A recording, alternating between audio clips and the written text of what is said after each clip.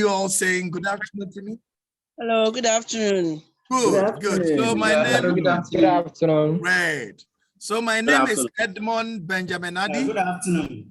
Great, sir. My name is Edmond Benjamin Adi, and I'm with GAMFIN as the Training and Programs Manager. Today's webinar is hosted by GAMFIN. As you can see, GAMFIN is the Ghana Micro Finance Institutions Network, and CAPLAS through our partnership with MasterCard Foundation. And we are here to only see to it that we strengthen Ghana's non-bank financial sector, among other things. So this program is called First Plus. The First Plus means that financial institution resilience strengthening. So what do they do more? They addresses common challenges across the industry through webinars like what we are having now, and then also workshops and other training sections. So there will be other fiscal training sections they do. So these are some of the things that they do. So CAPLAS also provides one-to-one technical assistance to solid financial institutions that are committed to scaling MSME finance. At the end of the webinar today, we'll provide some contact information to allow you to be able to have further discussion. And then this training to also say this section will also be recorded to enhance your ability to further listen to this program. The presenter for today, or the first person who is going to facilitate you through today, is called Mr. John Kuzowski. Let me say a little thing about him. John has over 30 years experience in working with financial cooperatives, microfinance institutions, and banks around the world when it comes to MSME and agriculture sectors. He's a specialist in applying the value chain approach to financing. As I said from the beginning, today's webinar is intended to be a discussion section. So we invite you to turn on your cameras so we can see each other face. Be prepared to unmute yourself to speak, and also find in there where you can raise your hand button so you can let us join, or you can join when there is issue or whatsoever question you want to ask, or there is any contribution you want to come in with.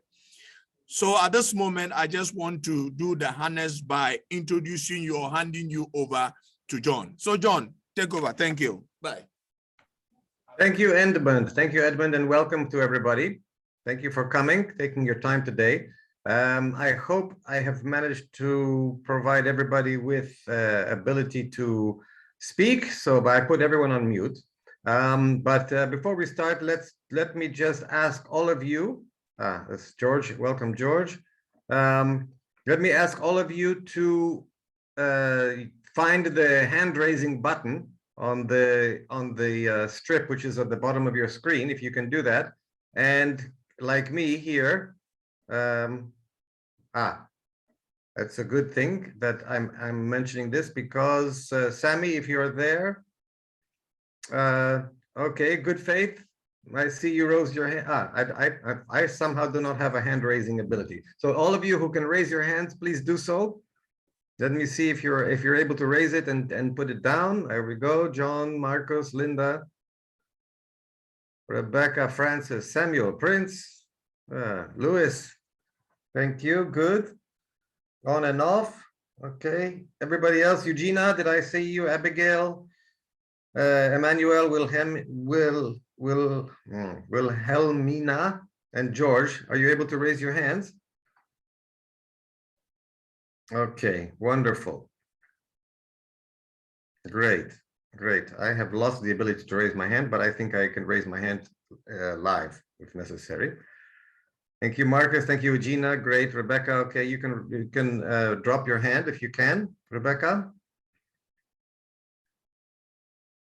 Okay, Marcus, I see Rebecca. Okay, everybody drop your hands, and just want to ask a question which is rather important, because this webinar is a follow-on from the webinar we had last week on the 2nd of February, which was mostly about me giving a long talk about agriculture value chain finance, what it means and how it more basically works. So I would like to ask all of you, those of you who either were at that webinar on the 2nd of February and joined us, or were able to listen to the webinar online later, could you please raise your hand so that I have an idea of how many of you have all been are up to speed with where we are in talking about value chain and finance. Raise your hands if you either participated at the webinar last week on the 2nd of February, or you followed the webinar online through the link that was sent to everyone. So far, Lynn and Rebecca. No one else was able to be at the webinar. Eugenia, okay. Thank you. Anybody else? Keep your hands up if you were there or you listened to the webinar. Please keep your hands up until I ask you to drop them, because I want to have an idea of how many people have actually are up to speed on where we are with the being on the same page. Thank you, Gina. Okay, so far 1, 2, 3, 4, 5 with Lynn. So am I to assume that the rest of you did not participate in the webinar and you did not have a chance to view the webinar online through the link? For me, yes. Okay. Yes, meaning you did not do either. Is that correct? Yes. Okay. Thank you. Okay. Okay. Well, then we're going to have a. We'll see how this goes.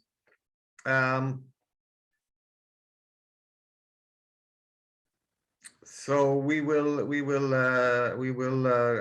Hopefully, you'll be able to follow on. I'm only going to show really 2 slides from the past webinar, because what we would like to do today is based on the webinar from last week. I wanted to give you guys an opportunity to talk about your issues, where you are in value chain lending, if at all. It's something that you are considering to do or are doing. And we can try to talk about some of the potential issues that you're having in trying to implement it and try to solve some of those problems together here online. So let me just briefly mention the objectives of this webinar. So we'll have a very fast review of the Ag Value Chain Finance concept, and then basically proceed to an interactive discussion on how to practically implement some of the elements which we reviewed, which were presented last week in the webinar, and try to uncover from you what are the potential implementation obstacles that you may have faced or are facing, and search together for finding solutions to overcoming those problems if you have any. So during the basics of implementing value chain finance, we looked at a certain number of implementation levels, if you like. So at the beginning, you may not be needing to or interested in or able to implement all the different aspects that are associated with value chain financing. So I sort of broke them down into levels. Level 0 is basically a situation where you are in a situation where you don't need to do any value chain lending because your clients are not in ag at all, or they are all in very short value chains. So basically they have maybe one supplier and then they immediately sell to the end customer, or they might be the supplier selling to the end customer themselves, the final consumer. So it's not necessary for you at present. That could be the place that you are at today. Otherwise, you could be in level 1, which is basically being aware of the value chain that your clients are involved in. The simplest and first place to usually start is to start with what you have. So basically, you have a portfolio of clients. Are you able to segregate your clients by risk profile, by value chain? and determine if you have clients in ag value chains, and if those clients are suffering problems with in terms of financing that you are giving them. The second thing that you can do if you're in level 1 is to understand your client's chain. So your client, you may have several clients who are in the maize or in the plantain or in the mango chain, but they will have their own personal chain within that chain. So to know whether to know who are the suppliers and buyers and off-takers and other actors in the specific chain of that particular customer. That you do by interviewing customers and getting an idea of how they are linked into the chain. And then you can follow that on by trying to find out, diagnosing what the causes are of problems, and coming up with potential ways to mitigate them. So that's basically level 1. These are relatively simple things to do, to be aware, at least to have an awareness of the value chains and that might be in your portfolio, and how they're operating, and what the potential problems in those chains are, the potential risks, where the potential bottlenecks might be for your clients, and that can help you come up with a few solutions to try to avoid that those bottlenecks occur.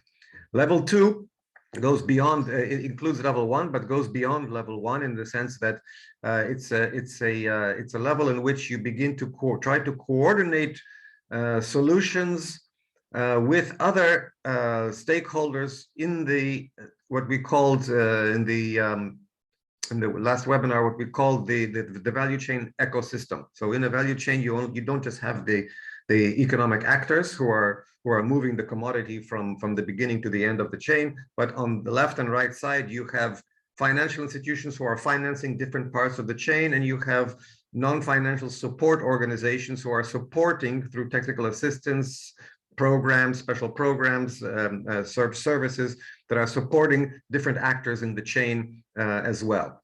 So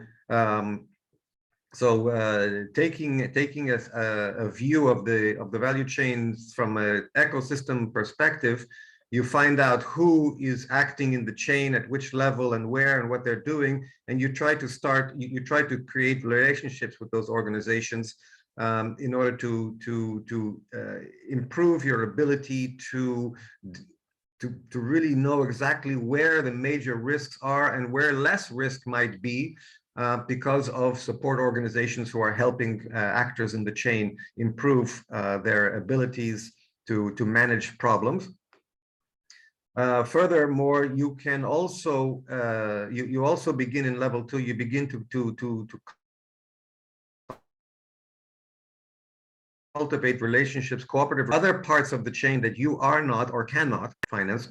The chain, some chains are long in terms of geography, so you might be actually in an area where a portion of the actors of that chain are actually operating, but there are actors in that same chain who are somewhere else in different region that you are not active in, but there are other financial institutions who might be there. And if those actors are linked together, and some actors are getting finance and some are not who need it, there might be a bottleneck that can occur due to lack of finance. So what we try to do, if we're concerned about the entire chain, that even though we cannot finance parts of the chain, we try to find other financial institutions who might be able to, or are financing that chain, and try to find out if those institutions are actually able to do it as the chain actors need it, or there may be problems at their level in supplying the adequate amount of finance. So to learn about that, to understand what the potential financial gaps might be in other parts of the chain where you are not active, is also important to know, because that becomes a risk that will cascade throughout the chain where you are financing and your clients happen to be. Okay, finally, there's a third level which combines level 1 and level 2, but this is for financial institutions usually who have larger financial muscle, and they are able to finance actors who are in the same chain, but they're at different levels, and they might be even geographically in different places. So you may have producers in one part of the country, and then you have off-takers who move the product from that part of the country to another part of the country where there might be processors. The processors might have financing gaps that need to be serviced. The processors might move it then to retail or wholesale shops.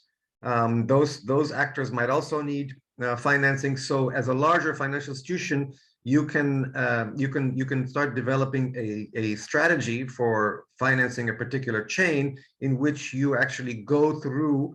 You take the time to know all the actors who are in a particular chain, find out if they have any financing gaps, and if they do, your institution is able to, because of its financial muscle and regional outreach, you are able to fill those gaps as necessary to make the commodity flow through the chain much more smoothly and avoid any potential bottlenecks in that respect. So that's basically the framework, sort of, if you like, of value chain finance. So let me stop here and take it to the floor to you and ask you by raising your hand if you have any comments to make or any questions of clarification first. Let's perhaps get any clarification questions over, and then we'll try. I'd like to ask you guys to inform us about any where you are in this, if you are at all in this process, and what are some of the obstacles you have faced and have overcome, or are facing and would like to overcome. So first, please raise your hand if you have a clarification question, and I'll be happy to try to clarify this for you, anything for you.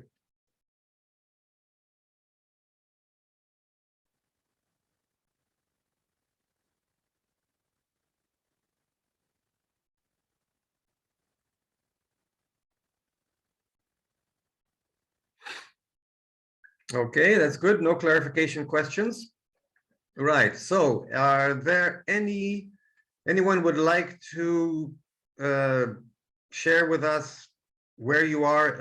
I'm sorry, Lynn. I'm sorry, guys, and Eugene. I skipped an important part, which is an introduction. So, before we start having our discussion, could we go through the group and have each of you introduce yourselves? Briefly, your name and what organization you are representing, and that would be just a pleasure. And if you can put your camera on as you speak, that would be a great pleasure, so that we can see who you are. If you're not able to, we understand. So let's go alphabetically. I would like to start, if possible, with Abigail. Abigail, are you around? Could you unmute yourself and and put your camera on if possible? Tell us a little bit about yourself. Abigail Agbodza. I hope I got that right.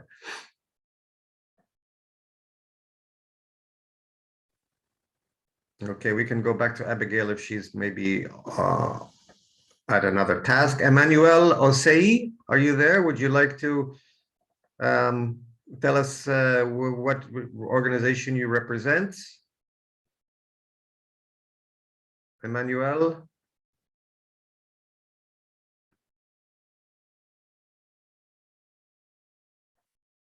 Hello, Emmanuel? Abigail, anyone else?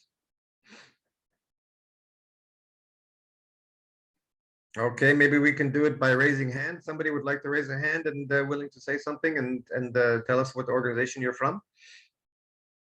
Good Faith? Yes. Microfinance, microcredit enterprise. Go ahead, sir.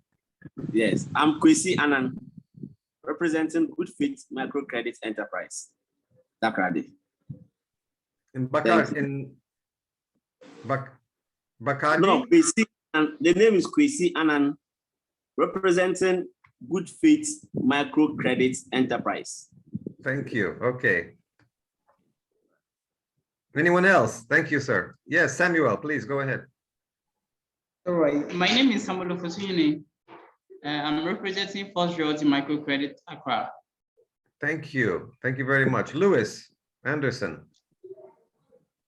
Yes, my name is Louis Anderson. I'm representing Covenant Microcredit, Accra. Thank you very much, sir. I think Serafine was first. Serafine and then Wilhelmina. Serafine? Yes. My name is Serafina Govi, representing Sedat Microcredit Enterprise. Thank you, ma'am. Thank you. Welcome. Wilhelmina. My name is Wilhelmina Samla for representing Pusam Koso Microcredit. Okay, thank you very much. I'm sorry for mispronouncing your name. It's a little bit difficult. George Twumasi. Yes, sir. My name is George Chumasi. I'm representing GAT Microcredit Enterprise. We are at Adenta, Accra. Thank you, sir. Very much. Very nice to have you here. Francis Abe.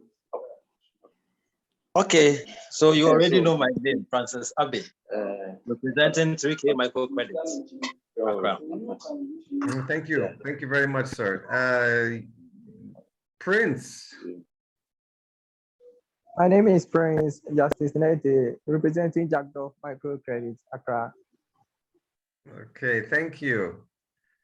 Eugenia, did you have your hand up and did you already come through? Please go ahead if not.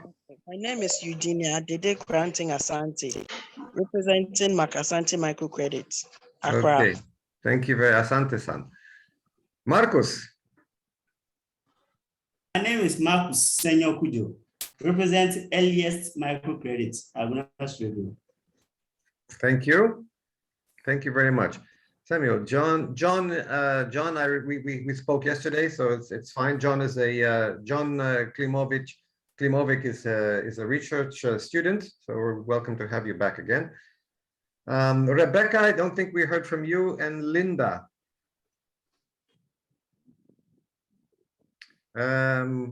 Otherwise, there is Vincent Sebewu.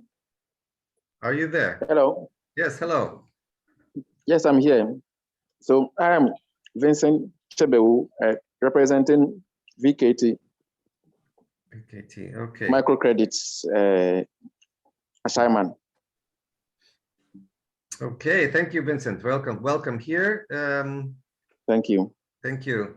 Is there? Yeah, there are two Lindas. Linda Arthur, Linda Botema Arthur, if you are there.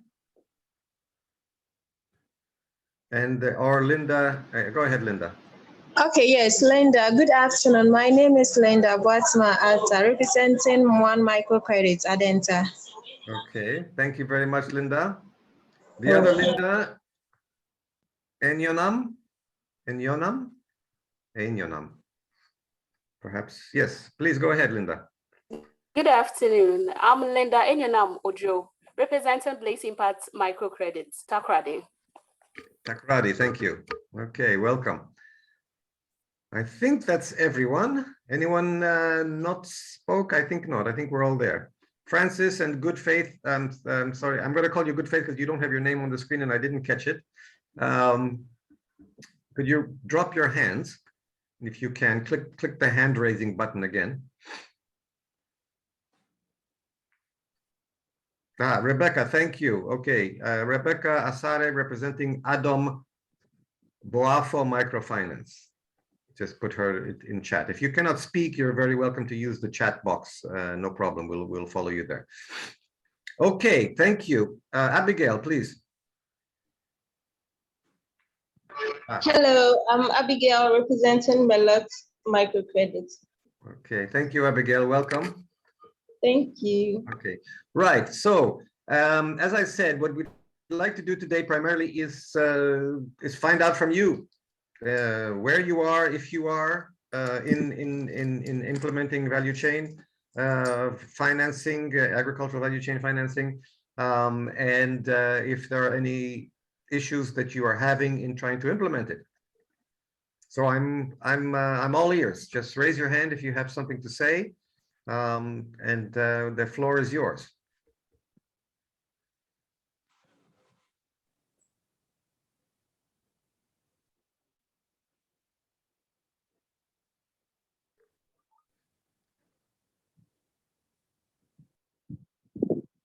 Don't be shy. Come on, guys.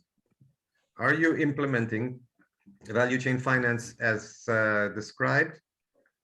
As I've described, the types of activities that can be done normally in the value chain framework of first of all, segregating your clients so that you know which value chains they're actually in. And then perhaps doing what I showed last time, a value chain map, so that you can understand how the entire value chain works. And then you can try to do value chain maps of your particular client. Francis Abai, thank you for raising your hand. Please go ahead. Okay, thank you for having me.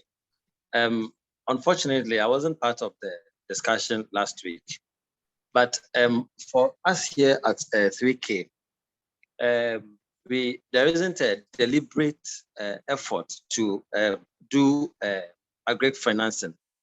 However, with the caliber of people we deal with, in this case, market women, some of them are into the, let me say, retail of agricultural products like fruit and then food stuff. So I would want to find out, can we, in this case, say that we are at level 1, for instance, in the agri finance framework as you introduced to us? That's my question. Okay. Now, okay, I may want, sorry. Mm-hmm. Now, I don't know if I can go ahead and give some of the challenges we have with people who are into agricultural product. Please do. You know, in Ghana, most of our agricultural farming is dependent on our season. So for those who are, for instance, into fruit, usually some of these fruits come seasonal, and so when the season is not at its peak, you realize that we have difficulty assessing them, because sometimes you visit their shops and their stocks are low and all of that. So these are the challenges sometimes we face at our level with the few individuals who are into agricultural products. Thank you. Thank you, Francis. Thank you very much for your intervention. This is a very interesting point, because in fact, my question to you is, your clients are women retail vegetable fruit sellers. Do they sell one particular kind of product only? So for instance, when fruit is in season, they sell fruit. When vegetables are in season, they sell vegetables. Or is it, as you mentioned, they only sell fruit, and when the fruit season is over, they have less income generation potential? Okay, so they are into variety of fruits, mangoes, pawpaw, and all kinds of fruits. Now, you know, these fruits are seasonal in Ghana. So for instance, at a point in time, you visit them, you see they have lots of mangoes. At a point in time, you visit, they have lots of bananas. However, in this particular season that we are in, the dry season, you don't have most fruits in the market. So it's not like they're into a particular type of fruit, but they are into all kinds of fruits. I don't know if that answers the question. Yeah, no, sure. So I understand that your clients who do fruit, they basically only do fruit. So when the season is more or less over, they don't move into vegetables or other agricultural products. They stick with the fruit. Yes, please. Yes, please.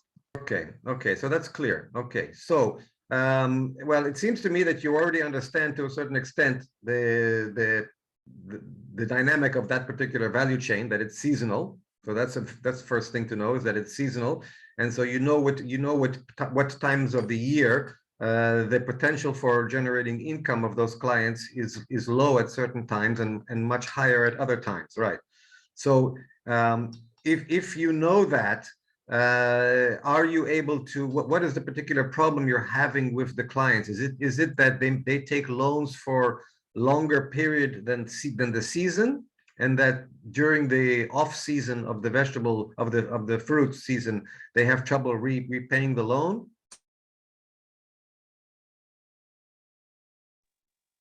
Exactly. And then even, well, sometimes we try to do short-term financing.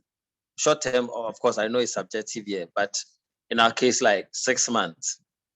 So you realize that as at the time you are doing the loan, everything seemed to be going on well. Then whilst the loan is running, things go down. And then you realize, like you said, the season is also down. So this is the challenge, as you rightly put it. So they're taking loans which is longer than they're taking a working capital loan which is longer than the season. Obviously, everybody knows why people want to do that, because then the longer you take the loan for, the smaller the installments are, right? So everybody likes to take loans which are longer so that their monthly installments are lower. But then that causes a problem, as you said, for the repayment during the dry season when the fruits are no longer as available as they were before. Is anyone else facing the same kind of problem, and have they come up with any kind of solutions?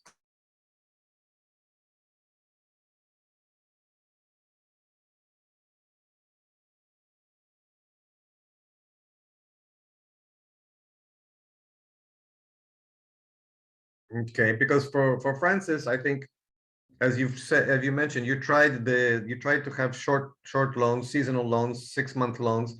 I'm assuming that the clients are not interested so much in that because the installment amounts are high. But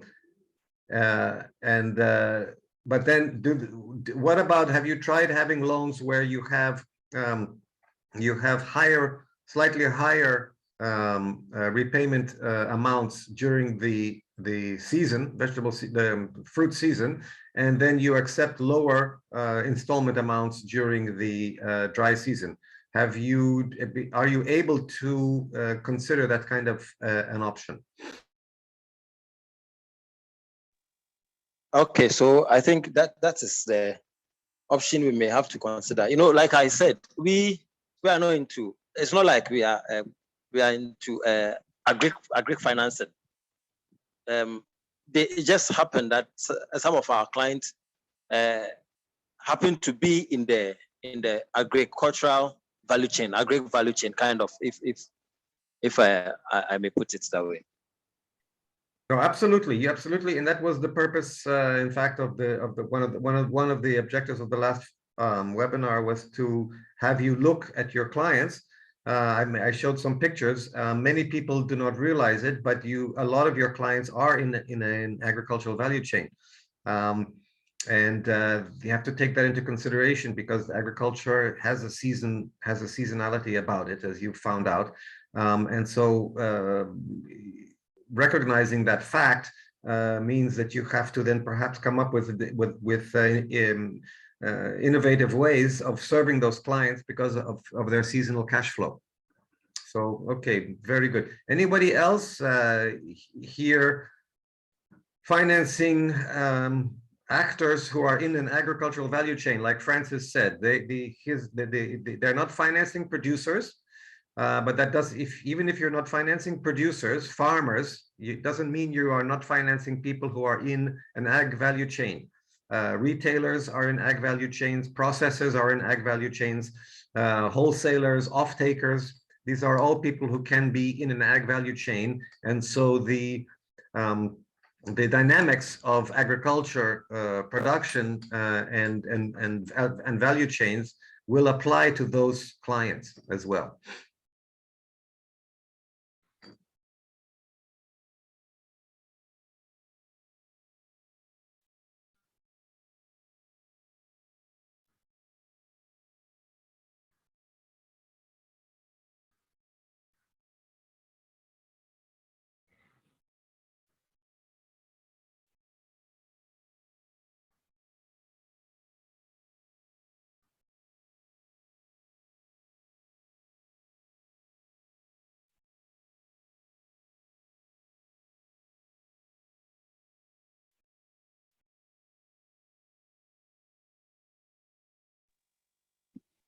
Daniel, I Hello? could, oh, now we can hear you. Thank you. Yeah, sorry. Yeah, I was asking if anyone else here in the room is struggling with value chain, struggling with clients who are in an agricultural value chain, and serving them is particularly difficult, or have you found solutions to these issues? Anybody willing to share your experience? Vincent, yes, please go ahead. Yes, so I had a experience of financing a vegetables farmer, and it was bad. He said the rains didn't come as expected, and virtually he lost it. And he is also a teacher, so he had to fall on his income from his teaching job to pay back. It took a very long time before he was able to settle it. And just as you were saying, I had actually thought of agric financing as just the producer financing the farmers. So your explanation that you don't necessarily have to finance the farmers is quite it's an eye opener. But my question is that the farmers who are doing the production, if nobody is financing them, how would the rest of the players in the value chain also, get the staff to continue? And if you can help answer the question how to handle some of these things with the vegetable producers, which a lot of us find very risky, because for a lot of them, you can't say for certain if they'll be able to realize their goals. Thank you. Okay. Yeah, no, thank you, Vincent. Okay. I'm showing you, I don't know if you can see the screen. I'm showing you an image of a value chain, an agricultural value chain. Yeah. So as I mentioned, as this is from the last webinar, where I was trying to explain to people, even if you are financing other parts of the value chain, retailers up here, this happens to be eggs, but it doesn't matter. Cross-border traders, food stores, maybe wholesalers. All these activities are linked in a chain all the way down to the feed companies and chick suppliers who supply to farmers, and then there are sub chains in each value chain. As you can see, medium and large farmers have egg aggregators and who are on bicycles or on trucks, and they take them to wholesalers who then distribute to retailers, and some of them sell to cross-border traders. Then they have subsistence farmers who sell door to door, their eggs are collected by door-to-door collectors. Some of them go to food stores, etc., before they get to the consumer. So in value chain financing, the first step is to understand how things are working in that chain. So if you have, for instance, clients who are primarily here, okay, you need to know where they're getting where all this is coming from. That comes here, because by the time it gets to this store, it's already gone through 3 or 4 levels. It's gone through 3 or 4 levels in the value chain. So understanding how that egg gets from which farmer, through which aggregator, through which wholesaler, to your retailer, is important to know how that's all linked together. However, you mentioned here you have one farmer, but if you look through your portfolio, you will probably find out that you have other actors in the chain who are at these other levels, yeah, that you didn't consider are actually part of agriculture, but they are part of the agricultural value chain. And a value chain methodology, the first thing to do is to be aware and to understand and to have a map of the entire chain and understand how its workings and where the weaknesses could be and what kind of problems can occur at each part of those chains. And the last webinar we had last week, I was explaining that a value chain map, a comprehensive value chain map, is usually done by a value chain expert, an agronomist, an agroeconomist, or a value chain expert in the country who knows the value chains in the country. For instance, I'm just finishing work in Rwanda, where I worked with a value chain expert, an agronomist in Rwanda, who was able to create 8 value chain maps for 8 different agricultural commodities. And based on those maps, the financial institution that we are working with, we take those maps with them and we help them to determine what are the market failures, where are they, where are the potential weaknesses in the chain, what kinds of events can happen that can create risk. And then from that, we help to determine what are mitigation actions that we can take and build into our financing system to try to minimize the impact of those events if they happen. For instance, in your case, the example you mentioned, Vincent, was a farmer who put everything in his farm and it didn't rain properly and he lost everything, and now he has to pay it back from his teaching salary. How can things like those kinds of events, when you do a value chain mapping, they bubble to the surface, and we know about that. We know about that before we even make a loan, that those are the kinds of risks that can happen at that level of the value chain. We try to come up with mitigation strategies to minimize or lessen the impact of something like that happening, for not only for us but for the client themselves. So I'm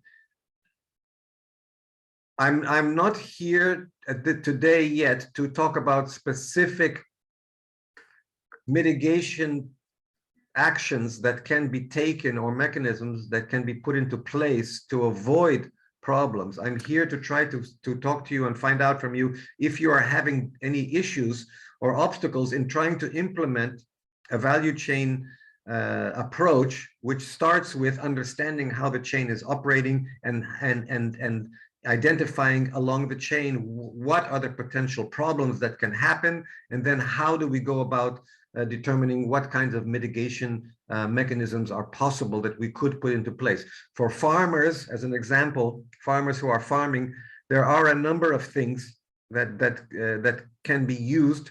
In some countries, they are more possible than others. In some value chains, they are more possible than in others. I'm talking about guarantee funds. I'm talking about crop insurance. I'm talking about other ways to spread the risk. Those particular mechanisms, this is not the place and time to talk about them. I'm trying to find out from you if getting to know the value chain, understanding that my client, they're in a retail shop, but they are linked to this value chain, and this value chain has particular potential problems that can happen, that can disrupt the chain, and then we can investigate what kinds of things can we do to prepare ourselves in case those disruptive events happen. So it's about putting into place a mechanism in your institution that allows you to be aware of what could go wrong and where, even if it's not your particular client, because your client is linked in a chain, and that chain can shake if something happens somewhere else. So that's the whole purpose primarily of value chain finance, is to at least know where things can go wrong, and then try to come up with ways to minimize the possibility. Vincent, are you hand up again for another comment? You're very welcome. that is fine. The explanation is well taken. Thank you very much. Okay, thank you. Financing farmers. Okay, one of the things that I made a distinction in the last webinar was the difference between ag finance, or what is perceived as ag finance, and what is ag value chain finance. Ag finance, most of the time when people say hear the term ag finance, they think about financing farmers, production. Fine, that's fine. But when we talk about ag value chain finance, we're talking about not financing the entire chain. We're talking about primarily being aware of how the entire chain is constructed and where the problems are, and then positioning ourselves accordingly to the best extent possible. But it also includes being aware that if you're financing somebody who is not a producer, but the main product that they are dealing with, they're making money from, is an agricultural product, even if it's a product which has been transformed or processed, for instance, cheese, milk, meat, tomato paste, mango juice. Even if you have clients who are primarily making money by selling mango juice, they are in the mango value chain that starts with producers, goes through off-takers, aggregators, and ends up in a factory where they actually make the juice, and then your client is buying the transformed product and making, that's where their money comes from. So understanding the risks and the risks associated with the entire value chain and where those can happen is important for you to begin figuring out what could possibly go wrong, and if this and this goes wrong, what should we have in place, or what can we have in place to minimize the impact of that thing going wrong. So that's really what the purpose of value chain financing is. Not a product.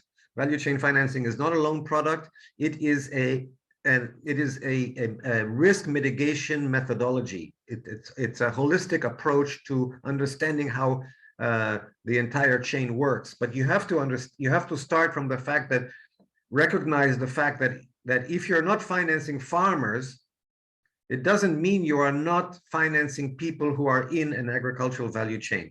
And the risks associated with that value chain are the risks that you should be looking at when you look at your clients.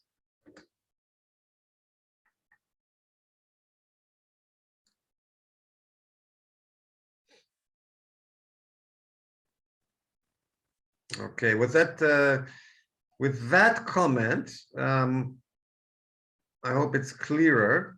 Based on that, are any of you in a situation where you are actually trying to apply that kind of a more holistic approach to understanding the risks associated with your clients who might not be producers, farmers, but they are linked to the value chain because the primary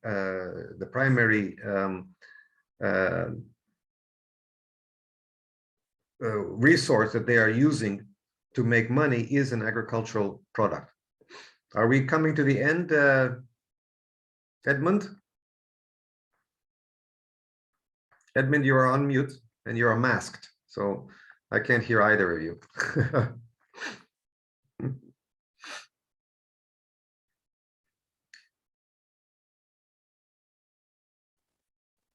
2 to it's.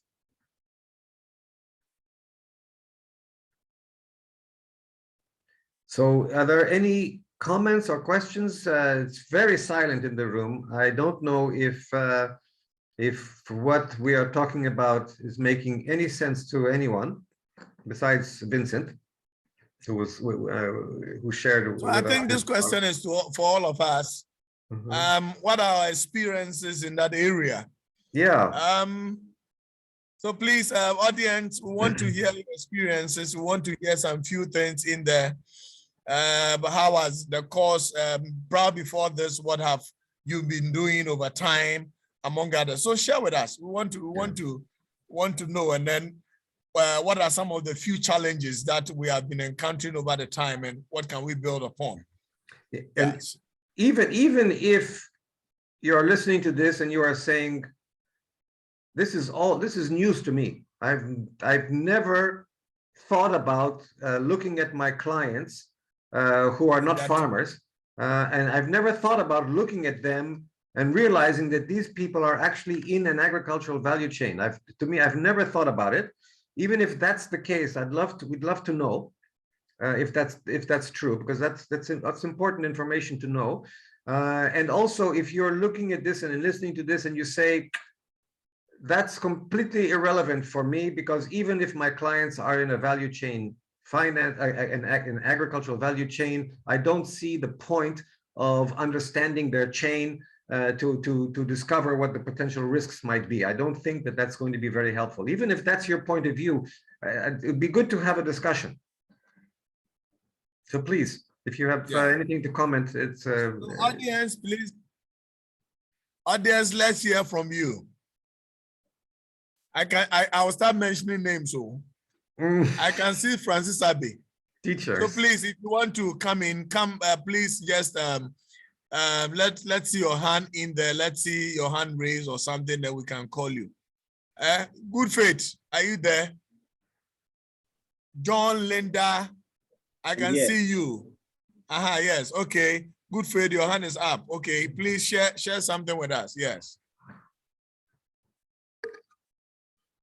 My hand is up. It's not up. I was seeing it up. Okay, share something with us. We want to hear. Linda, Marcus, Rebecca, Prince. Yeah, does any of this to you make any is of any use whatsoever, or is it? I mean, the fact that you're still in the room, either you like my voice or what I've been saying. Okay, Daniel. Okay, we have one of them is Daniel. Thank you. Daniel, yes. Daniel Kwame. Go ahead.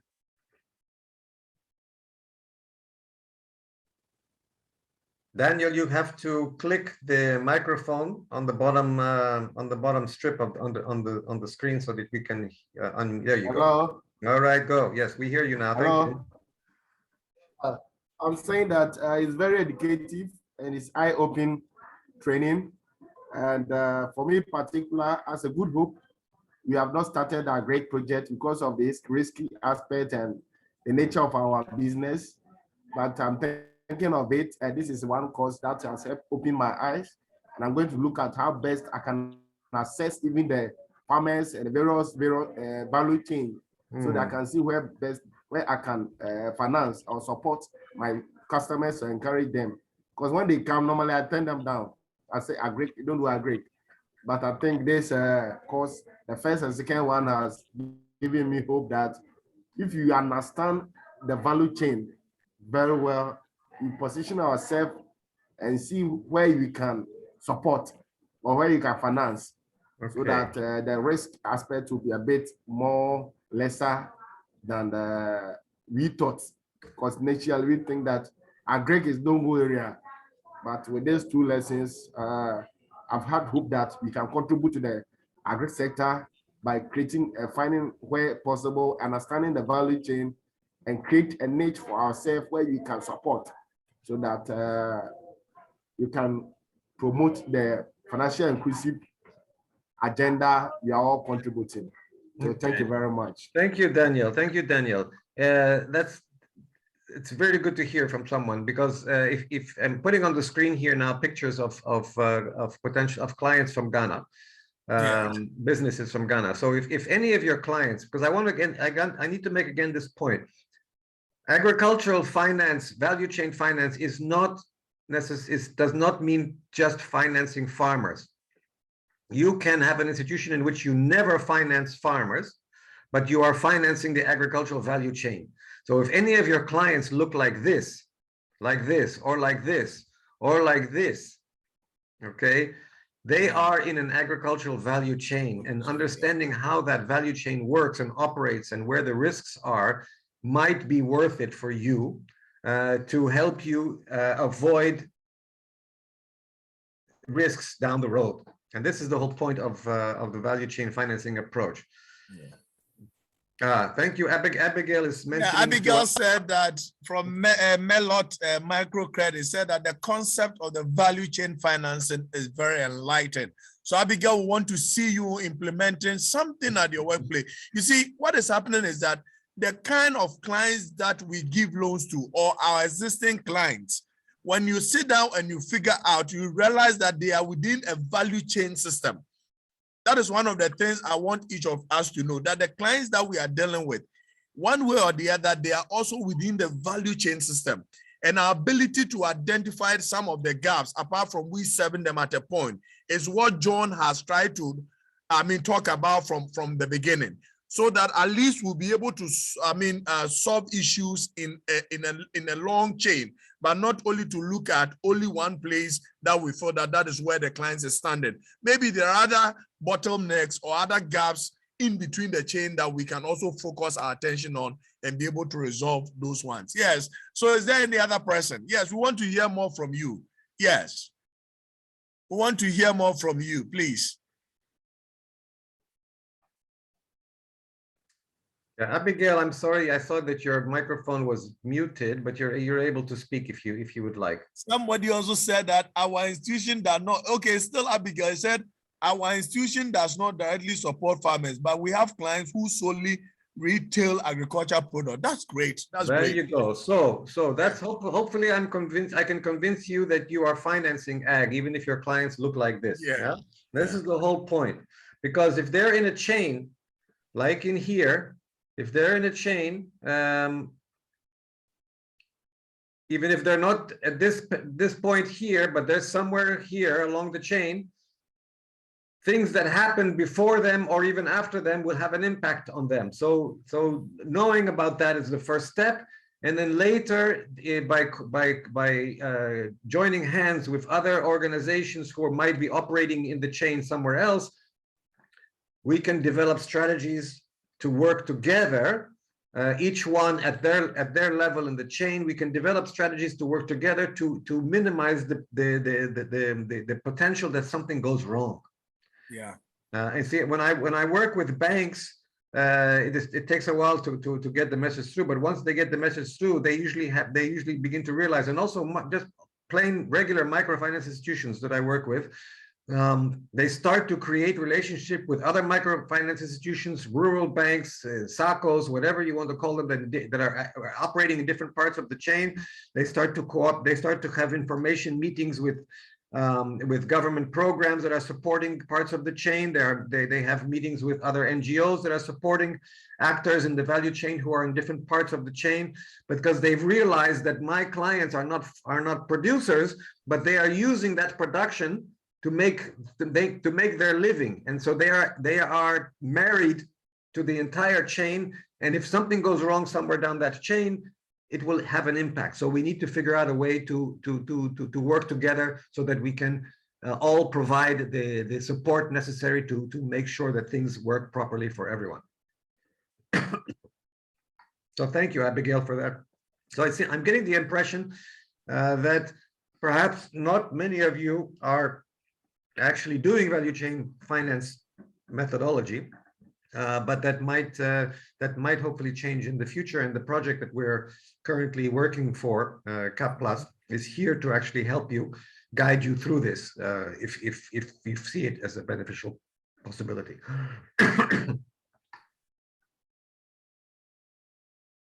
Any other input, please? Any other thing, please? Any other? Yaira, I can see you among others. Vicent, I've not heard you. Seraphine, I've not heard you. Samuel Fosuhine, I've not heard you. Rebecca, Prince Justice, say something. Yes. Marcus is also there. Linda, Batima, yes. Can we hear from any of you so we can be able to appreciate what we are doing, please? Yes. Can we hear from any of you? Can we hear from any of you? Okay, let's do it this way. So what are some of the clients? What your clientele base? Who are they made up of? Yes. Who are some of your clients that you serve? Maybe this one we can all speak into it. Yes. Okay. So who are some of the clients that we serve? Yes.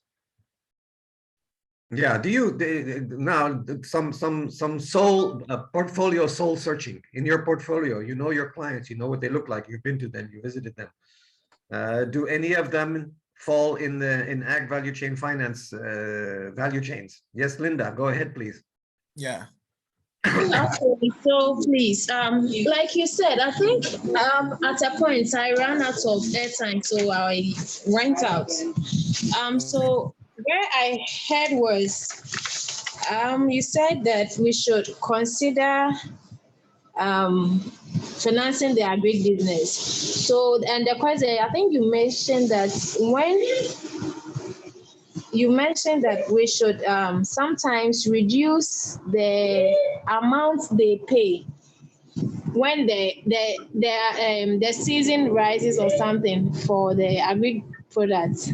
Am I correct? No. That's one possibility. I'm not suggesting anything.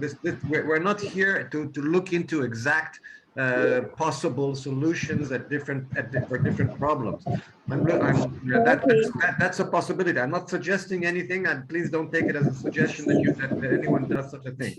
I'm just saying that the value chain approach makes you first look at your clients. You're not financing farmers, that's fine. But do you have clients in your portfolio who, when you look at what they're actually doing, what is the main product that they are trading or selling or working with? It is an agricultural product.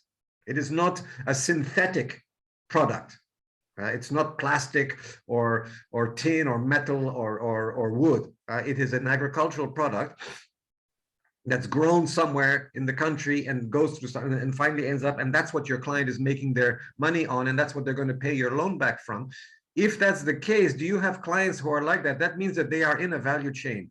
So understanding how that entire chain is constructed and works and what the possible problems and market failures could be along that chain can help you begin to design ways to avoid problems in the future. But you need to first admit to yourself and realize that we have clients that we are financing today who are actually in an agricultural value chain. They're not farmers, but they are in an agricultural value chain because of the nature of the product that they're actually dealing with. Yeah.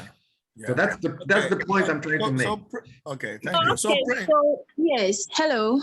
Okay, Linda. Okay. Yeah. Okay. So yes, my organization actually do that. We do for people with such businesses. Some are selling this agricultural products, tomatoes and other vegetables. So, but sometimes they will come like, oh, the things are expensive and people are not even buying it as they bought it. So like, I thought maybe with the consideration you mentioned that we could use that one also as a point when disbursing our money so that we can try and give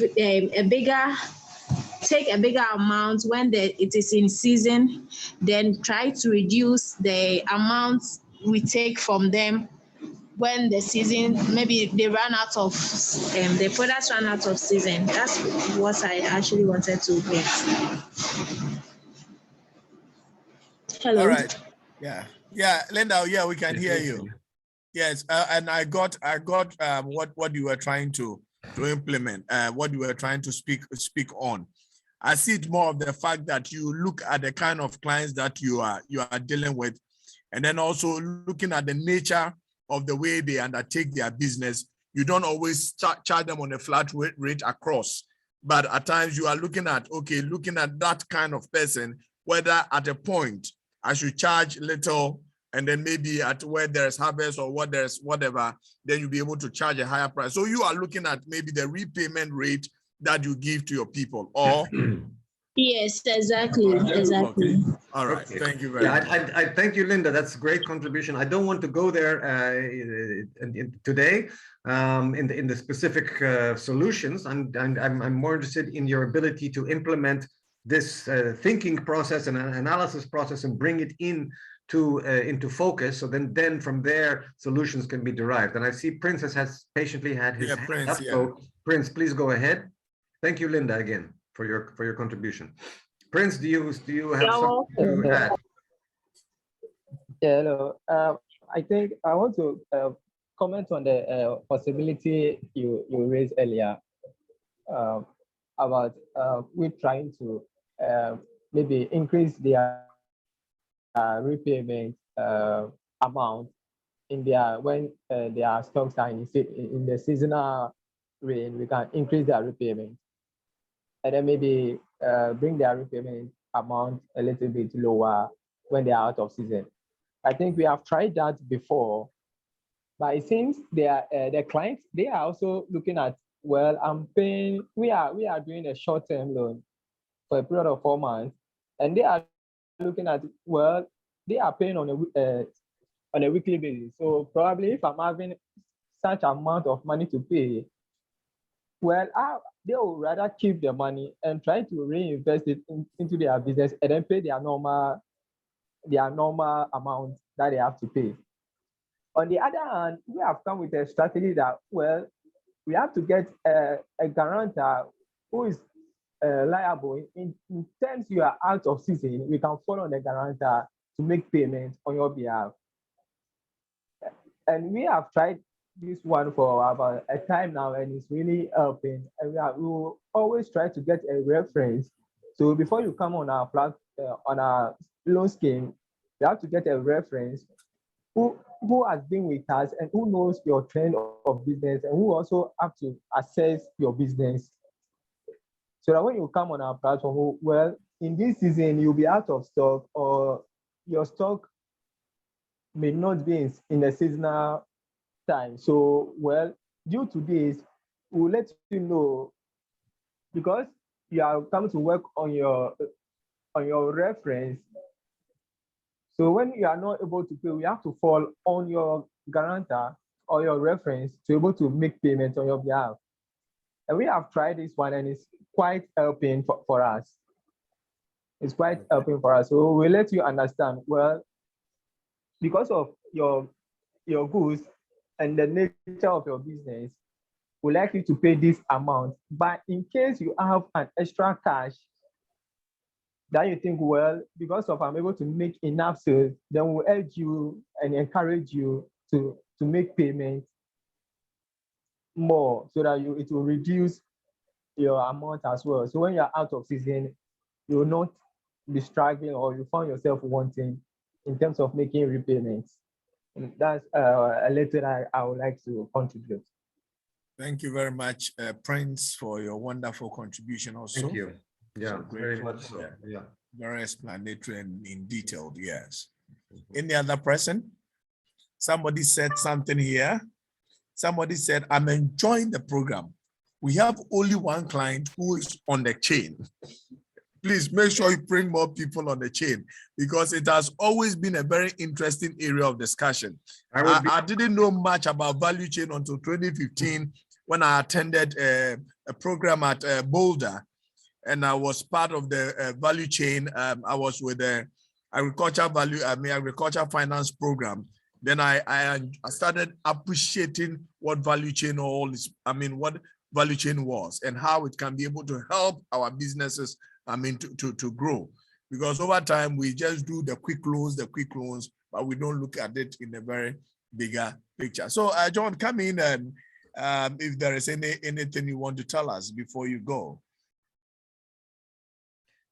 Abigail has just said to everyone that she believes the risks of funding clients who are directly in the agricultural sector cuts across or applies to all sectors of the value chain since they are interconnected. That's my take home from the discussion so far. Absolutely, Abigail has hit it on the nail on the head. This is exactly the take home. Is that, and I also would like to make a comment to Marcus, who's enjoying the program but believes he only has one client who is in the value chain of an agricultural value chain. I would be curious to find out from Marcus what are to really know if that's really true. And what are all the other clients in the value chain in his portfolio doing? If they are not at all involved in an agricultural value chain, that's quite amazing. Because well, anyway, but maybe you're right, and that would be very interesting to find out from you that your whole portfolio is completely void of anybody in the ag value chain. That would be quite something, Marcus. But Abigail, yes, thank you. That's exactly what the point of this is that even if you are not financing production, the risks of your clients who are in an agricultural value chain, even if they're not producing, those risks remain linked to them. They're interlinked to them as well. And that's what we're trying to make here, the point that is an important reality. You cannot, as I said in the webinar, you can run, but you cannot hide from that truth.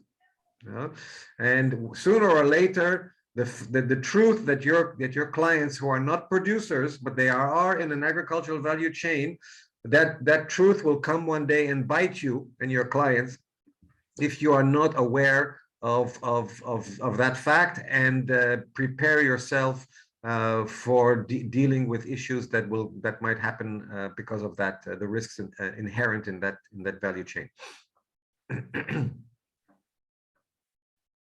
So thank you, Marcus. Thank you, Abigail. Thank you, Prince, and everyone else with Daniel, who's given. Anyone else have any comments to make? Do you have clients who are not producers, but you realize now they are in an agricultural value chain?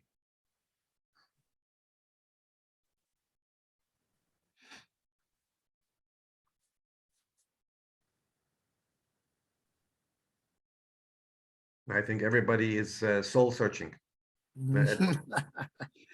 Okay, so one person saying that understanding the value chain really helps you to actually build a solid portfolio by taking advantage of the financing gap.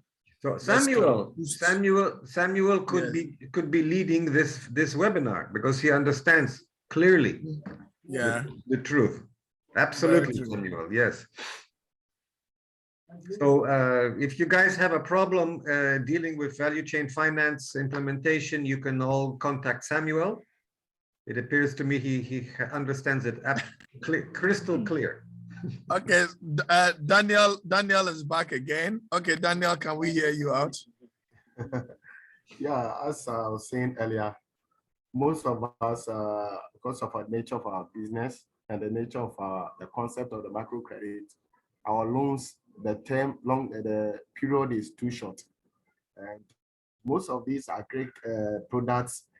Sometimes goes beyond a year and after. So as I said earlier, understanding the value chain, you can position yourself where you can turn around, or it can fit your time frame, so that turning around within 2, 3, 4, 5 months will not be a problem, or 6 months. But as when it comes to the production, it will take time. So it's good. This we are all learning, and this is very educative. Now you are going to digest it. When the slides are sent, you are going to digest it, and we contact you at the appropriate time for more questions, so that we can see how we can develop our products, or even tune our terms and conditions to suit the value chain, so that you can see where you can fit. Because agri industry, as I said, for we the microcredit, only few people are doing it, making attention. We are doing it, but unconsciously we are not doing the analysis as supposed to do. We don't know the way exactly we are financing. But this will have opened our eyes. We are going to, so this money is going to value chain. This is the level. Is it production, retail, consumer, so that all of us, we can see how best we can develop our product to suit the sector. But the sector is the backbone. I would say is the oxygen of the economy. So we can see how best we can contribute. Thank you. Thank you. No, Daniel, thank you. Absolutely, thank you. So to wrap up, I just want to okay, John, can we give room to Louis? Just a quick one before. Yeah, go ahead, Louis. Yes, like Louis, yes. Louis, can you come through, please? I just want to make a quick contribution. I've been listening, and I was trying to understand, the whole value chain, right? How it works and how it fits into our business. And I think I'm realizing that in terms of financing, we should be able to look at all the stages, right? I mean the chain, right? I mean the stages in the chain, because I have one client who was a poultry farmer, right? And initially this guy came in to speak to me about it. He had a very nice like a budget, right? Something that he has put on paper to show that within the next let's say 4 or 5 months, when he starts selling the eggs to the his customers, at that time he'll be able to raise money to pay, right? And it sounded very right. So I went into agreement with him. Now, as we went along, you realized that there were problems, somewhere along the line. Some of the chicken, some were through no fault or whatever, some were dying. And, so at the end of the day, when they started laying eggs too, you see that the expectation was not what we had actually planned earlier. Okay, so although he was able to pay, but not at the, that he was struggling, right? So now this has opened my eyes to see let's see that it's not, we should just focus on just one person or one entity in the value chain, right? So that's the letter I want to add. Thank you. Yeah, that's very true. There are lots of risks in agriculture value chains. That's why the whole point of these discussions is to make you look at your clients, even if they are not producers. Because if they are producers, like your egg farmer down here, it's obvious. You are financing ag. Yeah, that's everybody thinks. But if your client is up here, or here, right? Yeah. Or even this, aggregators, guys on bicycles or with trucks, okay? You don't automatically think that they are linked to the risks in the chain but they are linked to risks if there is a failure here, down here, there will be the failure will communicate itself through the chain, right?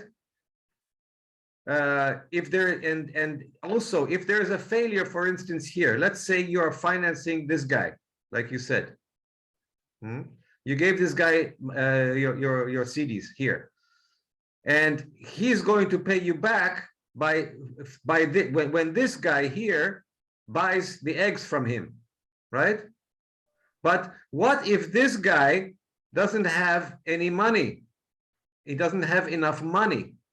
He went to a microfinance institution to get a loan because he wanted to buy, or this guy wants to buy a truckload of eggs. And the microfinance institution, he didn't get enough money to buy all the eggs that he wants, and he ends up not buying all the eggs from the farmer that you financed, right? That means your farmer here is not going to have enough money to pay you back because he wasn't able to sell all his eggs because the buyer of his eggs didn't get enough money to buy all the eggs that he was expecting to sell. That's another problem that can happen in a chain. So by understanding, when you make a value chain map, the map is done so that you can try to understand if there are going to be any financing gaps in the chain that your client is linked to. Because if there are going to be financing gaps somewhere else in the chain, that might have a direct impact on your client's ability to sell what they've made in order to pay you back. So The first step is to realize that these things are all linked together, like all of you have today. And the next step is then to start to implementing and understanding how these chains work by mapping them, and then going in deeper and finding out what are the dynamics, who is financing where and what are the problems, where are the gaps, where are the support issues that might be missing. So we start to construct a different picture of what the real risks are in the lending that we're doing to the clients that we actually have. So I want to thank you all for your sharing of your stories, and this is really what we're trying to get to today, was to understand a bit where you are in this process, and for you to understand what this process really means. Back to you, Edmund. I think we've run out of time. I'm sorry for that. I'm very pleased. Thank you very much, John. I want to say a big thank you for the knowledge that you've shared to us Ghanaians. I want to be specific here, because we've enjoyed you from the savings and loans. We've enjoyed you from the general ones that we've had, and today we've enjoyed you from people who are more into credit giving or credit and deposit institutions in Ghana. Want to say thank you so much for the impact, the knowledge that you've given us in this area. And I believe that these things are going back to affect us in a way to now begin to start looking at the chain that our clients fall in and how we can be able to harness or support build the gaps, bridge the gaps that we see in this process. So we are so grateful, and we hope to have more time with you in the coming months, in the coming years, because you are a whole authority on value chain, because 30 years of experience is no joke, and we are so much appreciative to that directive. We say in my country, we will say Yadase. It means that we thank you. So Yadase, okay? Yadase. I want to also thank you, participants, for joining us at this webinar. And we want to also say that the information will be available. We'll share with you right after this one. There is a training program which is going to take place in Kumasi on emotional intelligence. There is still room for us to join in there. It's a face-to-face training. It's a free program. Please, let's come and see how emotional intelligence can be able to help us in addressing some of the loan challenges that we are having, among other things.